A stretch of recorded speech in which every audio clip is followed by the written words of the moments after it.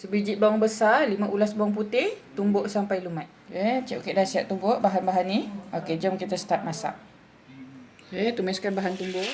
Okay, nak goreng ni api kena besar baru sedap kita punya mi goreng. Okay, dia dah naik bau, boleh masukkan isi ayam, masukkan telur.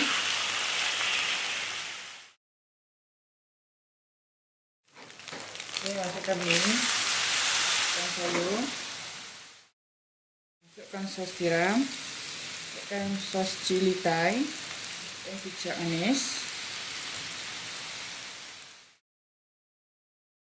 Masukkan sedikit garam, masukkan sedikit chicken stock. Masukkan sikit lagi kicap manis. Masukkan bola dan fish cake. Alhamdulillah, mi goreng kicap dah pun siap. Selamat mencuba.